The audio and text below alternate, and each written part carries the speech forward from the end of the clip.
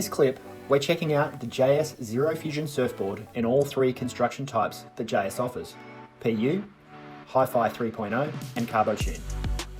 The Xero Fusion itself is designed as a high-performance surfboard for flatter face waves sitting between the all-rounder zero gravity and the sub-zero groveler.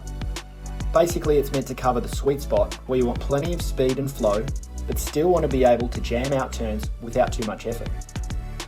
We rode the same dimensions across all constructions, 5'10" by 19 3/4, with about 30.5 litres of volume, so everything was tested on a level playing field. While JS reckons this board is best for 1 to 3 foot mush, we found it really comes alive in 2 to 4 foot fun waves. It went well in everything really, from small beaches in New South Wales, running points at Angarri, in the wave pool, and in punchier surf in West Oz. It still holds in steeper surf, especially the Carbotune, but occasionally loses spark when the surf's under waist high. If you're thinking about this as your full-time groveler for absolute crap, maybe look at something like the Sub-Zero. This one is more on the money as a versatile shortboard that can handle a whole bunch of conditions between waist high to a bit overhead.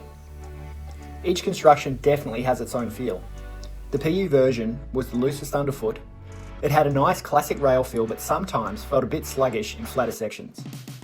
The HyFi 3.0 was the standout for sure. It felt livelier and had extra spring off the top, but still carried enough weight to keep momentum through turns. Carbotune was interesting. You'd expect it to be the stiffest, but it ended up being a balance between the spark of the HyFi and the looseness of the PU. It felt best in bigger surf, where the extra strength and more rigid flex pattern came into play. Overall, the Xero Fusion has plenty of speed, drive and zap. It's not the kind of board you can flick around instantly though.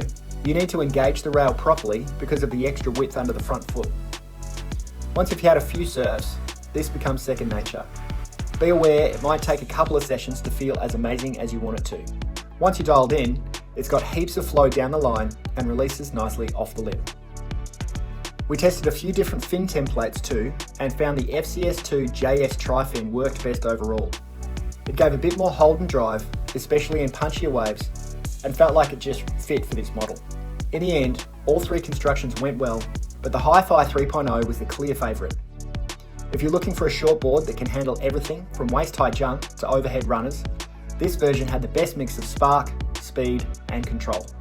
You'll pay a bit extra for the tech, but if you spend most of your time surfing below head-high conditions, it's absolutely worth it. Pair it with the JS fins and you've got a setup that's spot on. If you want to read a more detailed review, including the specific verdicts from 5 surfers who tested the boards, head to empireav.com.